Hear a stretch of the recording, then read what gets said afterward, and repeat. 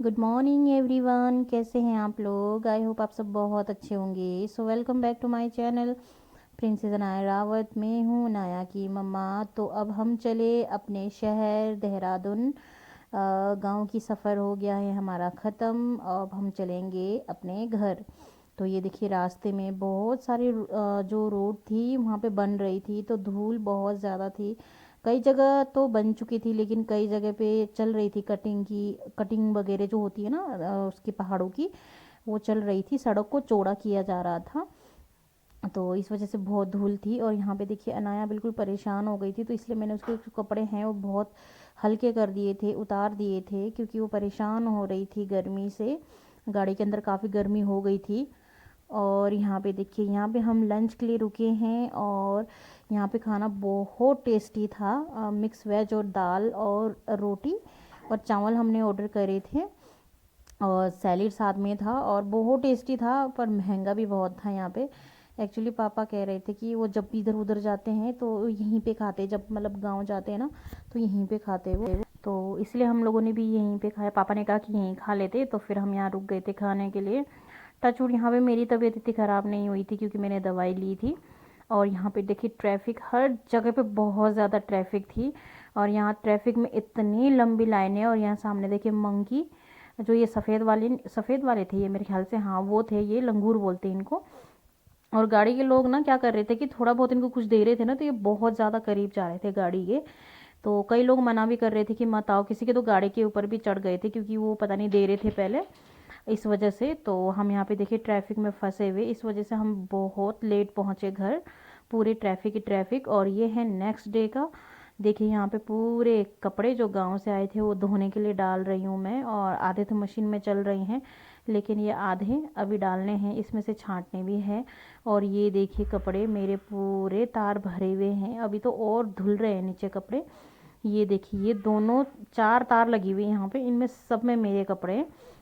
और तो और जो जगह नहीं बची तो दीवारों में भी सुखा दी मैंने। गुड आफ्टरनून एवरीवन, कैसे हैं आप लोग। आई होप आप सब बहुत अच्छे होंगे। तो हम कल ही गांव से आए, और यहाँ मेरे इतने सारे कपड़े धोए, बहुत सारे कपड़े धोए। अब फाइनली फ्री हुई कपड़े धो के, और मैं भी नहा के आ गई। अभी तो छोटे मोटे काम और है घर के अंदर। झाड़ू पोछा कर लिया है मैंने ऊपर ऊपर से। अब देखती हूँ, करूँगी छोटा मोटा काम भी। खाना भी बनाना है, लंच भी बनाना है। आज आरू को ट्यूशन भी छोड़ने जाना है, तो आज बहुत सारा काम है। तो चलिए, मिलती हूँ मैं आप लोगों से थोड़ी सी देर में। तब तक के लिए बाय। यहाँ पे लंच हो गया है, और अब मैं कर रही हूँ कपड़ों की तय। आधे कपड़े सूख गए हैं, लेकिन आधे कपड़े अभी भी हैं। लेकिन जो सूख गए हैं, मैं के साथ उनको मैं तय लगा देती हूँ, क्योंकि बहुत सारे कपड़े थे। तय लगा के फिर सबके अलमारी में रखने में भी काफ़ी टाइम लग जाता है। तो यहाँ पे देखिए, अनाया को मैं सॉक्स और जूते पहना रही हूँ, क्योंकि वो इधर उधर चल रही है। नीचे फर्श थोड़ा सा ठंडा है, वैसे तो मौसम थोड़ा गर्म हो ही गया, लेकिन फर्श ठंडा है, तो वो नंगे पैर चल रही थी, तो मैं उसको लगा रही हूँ। लेकिन वो थोड़ी देर में उसे फिर खोल के फेंक देगी। तो अनाया का यही है, इसको जूते पहनाना बहुत मुश्किल है, ये पहनती नहीं है, निकाल निकुल के फेंक देती है ये।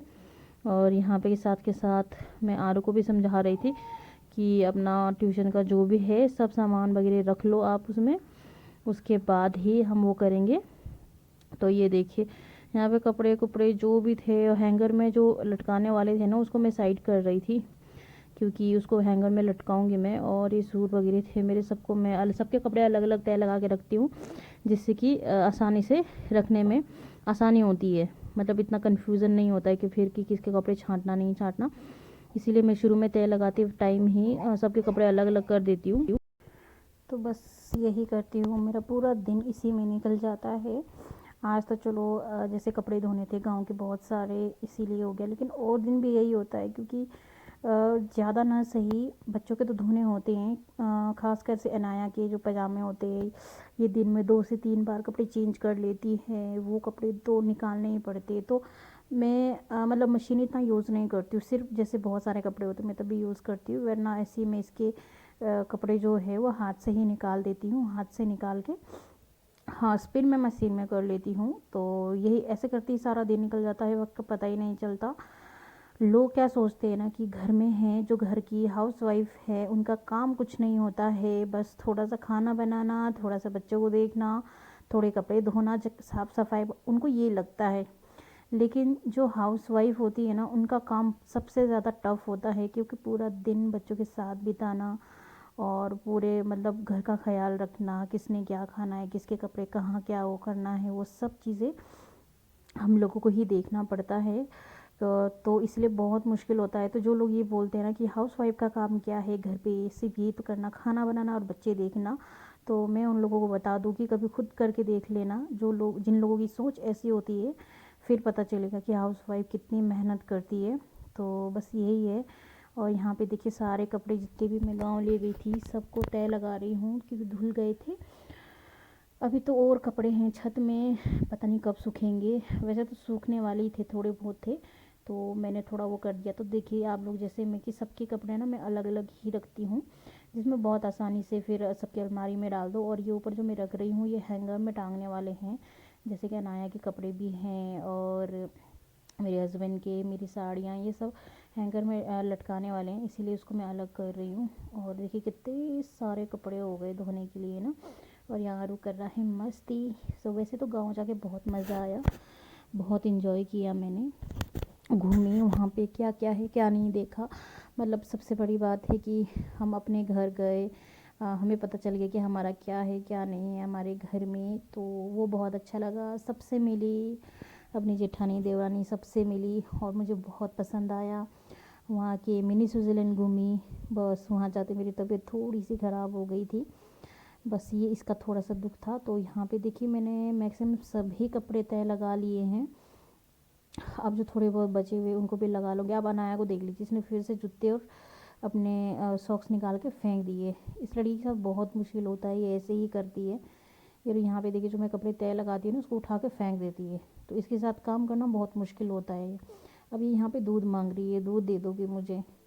तो जहाँ इसने मुझे बैठा हुआ देख लिया ना तो इसको ये लगता है कि बस मुझे दूध पीना है। तो मैं इसको काफ़ी मनाने की कोशिश कर रही थी कि अगर ये ऐसी मानती है, बट नहीं मानी। इसने बोला कि मुझे ये दूध ही दे दो, उसको पीना ही था। तो मैं यहाँ पे उसको ज़्यादा वो नहीं कर सकती, तो मैंने पानी भी पिलाया कि चलो थोड़ा मान जाए, बट वो नहीं मानी। पानी पीने के बाद फिर से वो लेट गई कि मुझे दूध पिलाओ। तो फिर मैंने कहा चलो पिला देती हूँ। तो काम भी था, लेकिन मैं बच्चे को भी अवॉइड नहीं कर सकती हूँ, इसलिए उसको भी मैं दूध पिला देती हूँ साथ के साथ। और यहाँ पे देखिए अभी तो बेड में भी इतने सारे हैंगर में लटकाने वाले हो गए हैं कपड़े। और यहाँ सब मैक्सिमम सभी के तय लग चुके हैं। अब इनको रख दूँगी, उसके बाद तय लगाने के बाद मैं होंगी रेडी। रेडी होने के बाद छोड़ने जाऊँगी मैं आरू को ट्यूशन। फिर वहाँ से आऊँगी, ट्यूशन से आऊँगी। फिर ट्यूशन से आने के बाद जितने बाकी कपड़े हैं उनको तय लगाऊँगी, उनको वो करके फिर उसको भी तय लगा के सबको जगह पे रख दूँगी। फिर एक बार और झाड़ू मार लूँगी मैं, क्योंकि यहाँ पे नीचे बच्चे भी बहुत गंदा कर देते हैं और यहाँ टाइलें सफ़ेद है ना, तो एकदम से दिख जाता है, धूल मिट्टी सब दिख जाता है, इसीलिए। सो आप लोगों को आज का अगर मेरा वीडियो पसंद आए, अच्छा लगे, तो like share comment and subscribe ज़रूर कर दीजिए। बेल आइकन को ज़रूर दबाइए, जिससे आगे आने वाले वीडियो के आपको नोटिफिकेशन मिल सके। आई होप आप लोगों ने मेरी वीडियो को एंजॉय किया, मेरी गाँव की जर्नी को आप लोगों को अच्छा लगा। तो बस यही था आज का मेरा छोटा सा वीडियो। आई होप आप सबको बहुत पसंद आया। तो मिलती हूँ मैं आप लोगों से नेक्स्ट ब्लॉग में, तब तक के लिए बाय, लव यू। तो यहाँ मैं बाय बाय नहीं कर रही आप लोगों को, आप लोगों के साथ एक सोचा कि एक रेसिपी शेयर कर देती हूँ। तो चलिए अभी बाय बाय को मारिए गोली, और मैं यहाँ पे आप लोगों को एक रेसिपी बता देती हूँ जो मैंने बनाई। तो यहाँ पे देखिए मैंने तेल गरम किया है, तेल में डाल दिया जीरा, हींग, और डाल दिया है इसमें 2 बड़े आलू थे, इनको कट करके मैंने उसको डाल लिया है। और यहाँ पे मैं बना रही हूँ सिनकी। सिनकी बोलते हैं कई जगह गुंदरू बोलते हैं उसको, मतलब अलग अलग जगह पर अलग अलग नाम रखा जाता है उसका। और ये होता है जैसे कि मूली के जो पत्ते होते हैं ना उनको पूरा पीट पीट के वो कर देते हैं उसको, बिल्कुल मतलब जो उसकी नसें वसें होती है उसको सबको मार देते हैं। उसके बाद 2 से 3 दिन उसको किसी टाइट वाली उसमें जो ढक्कन वाले होते हैं उसमें ढक के रखा जाता है 2-3 दिन तक। फिर जब वो खट्टा हो जाता है तो फिर उसको निकाल के सुखाया जाता है, और उसको फिर हम बहुत टाइम तक रख सकते हैं, साल भर भी हम उसको स्टोर करके रख सकते हैं। ये देखिए, बट मैंने क्या किया था ना कि मैंने इसको सिर्फ वो किया था, उबाला था 2 से 3 मिनट मैंने इसको उबाल के, मतलब अच्छे से जैसे साग उबालते हैं ना वैसे उबाला। उसके बाद फिर मैंने इसको धूप में सुखा दिया था। फिर जब बिल्कुल ये कड़क सूख गया था ना, तो उसके बाद मैंने इसको हाथ से वो करके बिल्कुल पतले पतले उसमें वो कर दिया था। तो देखिए इसको मैं फिर इसको पता क्या करो, जो गर्म पानी होता है ना उसमें डाल दो, तो ताज़ी जैसी लगती है। और उसके बाद उसको कभी भी आप सब्ज़ी की बना लो, जैसे कि आलू के साथ, किसी और के साथ अगर आप मिक्स करना चाहते हैं। तो ये मैक्सिमम नेपाली लोग बहुत ज़्यादा खाते हैं और मुझे भी बहुत पसंद है। पहले तो मम्मी बना के देती थी, बट अभी मम्मी नहीं है, तो मैंने सोचा कि चलो अब मुझे तो आता नहीं है ऐसे करना, तो मैं ऐसे ही बना लेती हूँ। तो ऐसे बना लिया। तो देखिए जब कुछ सब्ज़ी ना हो तो बस उसको जो सूखे हुए हमारे सिनकी होता है उसको निकाल लो, पानी में डाल लो और आलू के साथ मिक्स करके बना लो, और बहुत टेस्टी, बहुत यम्मी बनता है। मुझे तो बहुत पसंद है, बाकियों का पता नहीं। तो अगर आप लोग भी चाहते हो तो एक बार ज़रूर ट्राई कीजिएगा। तो यहाँ पे मेरी जो है आलू पक गया है, तो मैं इसको थोड़ा सा ग्रेवी वाली बना रही हूँ क्योंकि मेरे हस्बैंड को सूखा बिल्कुल पसंद नहीं है। तो यहाँ पे बन गई है मेरी सिनकी और आलू की सब्ज़ी। तो अब हम करेंगे इंजॉय। तब तक के लिए आप लोगों को सबको बाय बाय।